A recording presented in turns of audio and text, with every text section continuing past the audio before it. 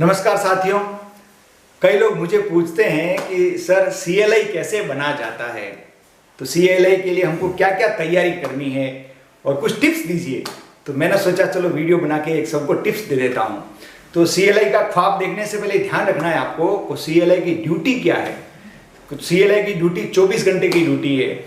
आपका उसमें कोई रेस्ट वगैरह यूँ ऐसा प्रतिबंधित नहीं है कि आप रेस्ट लोगे ही लोगे, ऐसा कोई ज़रूरी नहीं। आप जैसे कहीं से आए, आप तुरंत लाइन से नौकरी करिए 8-10 घंटा या 5 घंटा और तुरंत वापस कहा गया कि जाओ वो लोको फेल हो रहा है उस पर जाना है आपको, या उस फुट प्लेटिंग में जाना है, तो आपको जाना पड़ेगा। इस प्रकार 24 घंटे आपको तैयार रहना पड़ेगा। फिर 24 घंटे आपके पास फ़ोन भी आएंगे। जैसे जो लोको पायलट आपको नॉमिनेट करेंगे उनको भी लाइन पे कोई तकलीफ पड़ी तो आपको उसको फ़ोन पे भी सहायता करना है, या कहीं आप इंस्पेक्शन में गए कोई रिपोर्ट ला के दी उसमें कुछ प्रॉब्लम हुआ गया तो आपको जवाब देना पड़ेगा। इस प्रकार CLI का जो ड्यूटी रहेगा वो 24 घंटे का रहेगा। इसका मतलब ये नहीं हमेशा आप 24 घंटे ही ड्यूटी करते रहेंगे, लेकिन क्या होगा जब जरूरत पड़ेगी तो 24 घंटे आपको बुलाया जा सकता है। आप ऐसा नहीं कह सकते कि मैं तो अभी तक ड्यूटी करके आया वापस कैसे जाऊं, आपको जाना पड़ेगा। ठीक है, तो ये ड्यूटी आपने जान ली। अब जो CLI ख्वाब देख रहे हैं तो CLI के लिए योग्यता क्या चाहिए। देखो, रेलवे बोर्ड के जो नियम होते हैं समय समय पर चेंज होते रहते हैं। कभी कभी क्या क्राइटेरिया रख देते हैं, कभी क्या क्राइटेरिया, जैसे जैसी आवश्यकता होती है रेलवे बोर्ड अपने नियम चेंज करता है। तो मैं जब CLI बना था तब ऐसा सिस्टम था कि जो सीनियर होगा उसको लिया जाएगा, पास भले कितने भी हो गए, सीनियर होगा उसको ही लिया जाएगा। तो मैंने 3 बार CLI का एग्जाम दिया, तीनों बार मैं पास हो गया, लेकिन सिलेक्शन नहीं हुआ। क्यों नहीं हुआ? क्योंकि मैं उस समय सीनियर नहीं था। मेरे से भी सीनियर जो थे वो भी पास हुए थे। यहाँ पे नंबर का कोई महत्व नहीं है। जैसे आपसे सीनियर है उसको 60 नंबर आ गए, 60 नंबर जो है पासिंग मार्क्स, 60% पासिंग मार्क्स है, और मेरे बोलिए 80 आए, 75 आए तो भी मेरा सिलेक्शन नहीं होगा। जो सीनियर होगा उसके 60 आए तो भी उसका सिलेक्शन होगा। ऐसा रेलवे बोर्ड का नियम था। तो मैं 3 बार इस प्रकार रह गया, मतलब सिलेक्शन नहीं हुआ, पास तो हो गया। फिर क्या हुआ, चौथी बार जब एग्जाम हुआ तब भी रेलवे बोर्ड का नियम तो ऐसा ही था, लेकिन हुआ क्या, 40 लोग ने अपीयर किया था CLI के लिए। कई लोग सीनियर थे, कुछ लोग जूनियर भी थे, लेकिन उस समय वैकेंसी निकली थी 5। अब क्या हुआ, एग्जाम दिया तो 5 वैकेंसी थी और उसमें से पास ही 3 हुए, तो तीसरा नंबर मेरा था और 2 तो वैकेंसी फिर भी खाली रह गई। यानी कि पेपर इतना हार्ड आया था कि 40 लोगों में से पास ही 3 हुए, 5 चाहिए थे फिर भी। तो इस प्रकार मैं CLI बन गया।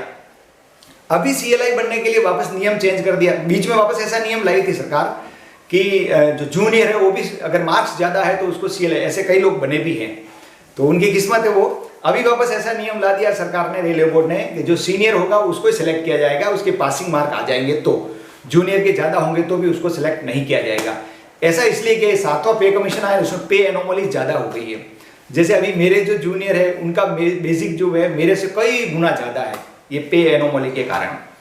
तो इस प्रकार का कोई भी भविष्य में प्रॉब्लम नहीं हो, इसलिए रेलवे बोर्ड ने बोल दिया कि सीनियर को ही सेलेक्ट किया जाएगा अगर वो पास हो जाता है तो।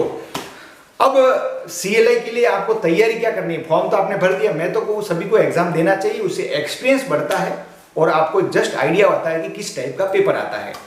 तो CLI का जब भी आप एग्जाम देते हैं तो सबसे पहले लोको, मेमू, 3 फेज लोको, कन्वेंस लोको, सारे पावर सर्किट और पूरे लोको का अच्छा नॉलेज आपको प्राप्त करना रहता है। उसमें से देखो सब्जेक्टिव में भी आता है क्वेश्चन और ऑब्जेक्टिव में भी क्वेश्चन आता है, इसलिए लोको का नॉलेज आपको पक्का होना चाहिए।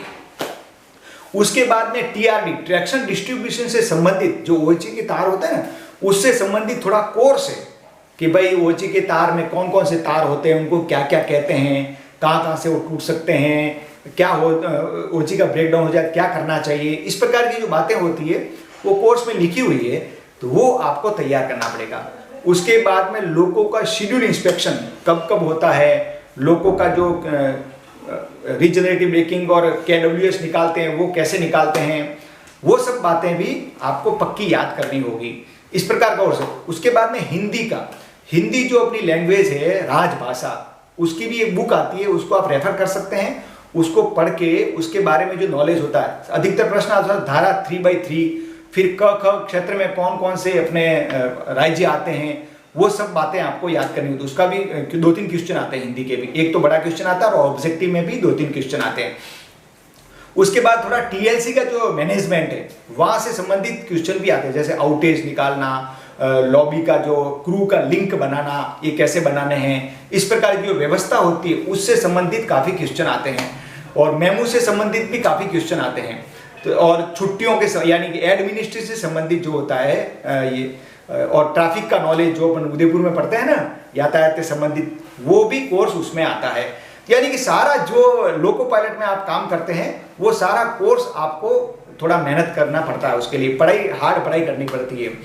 और एक शर्त इसने रेलवे बोर्ड में इसमें लगा दी है कि 5 lakh kilometre as a loco pilot आपके वर्किंग किया हुआ होना चाहिए। अब देखो, किसी ने लोको पायलट है और कोई सीटीसीसी में बैठ गया है या टीसीसी में बैठ गया है, टीएलसी में बैठ गया, उसके किलोमीटर पूरे नहीं होंगे। इसके लिए अगर आपको सीएलआई बनने का मन में पहले से एक ख्वाब है तो आप लाइन पे काम कीजिए और 5 लाख किलोमीटर आपके पूरे करने होंगे, तभी आप सीएलआई में फॉर्म भरने के हकदार होंगे। बाकी तो आपका फॉर्म रिजेक्ट कर दिया जाएगा। और जो असिस्टेंट लोको पायलट हैं वही मुझे पूछते हैं कि सीएलआई कैसे बनते हैं, तो ये सीएलआई बनने का जो चैनल है लोको पायलट के बाद ही बन पाते हैं, और उसमें भी ये शर्त है 5 लाख किलोमीटर आपके एज ए वर्किंग होना चाहिए। तो साइड में बैठे हुए तो फिर नहीं होगा। तो शुरू से ही आप पढ़ाई करें, मेहनत करें और अपने नॉलेज को पावरफुल बनाएं, तो आपका सिलेक्शन आराम से हो सकता है। धन्यवाद। ये वीडियो आपको कैसा लगा आप कमेंट करके अवश्य बनाएं, तो मैं आपके लिए और भी ऐसे वीडियो बनाता रहूँगा। धन्यवाद।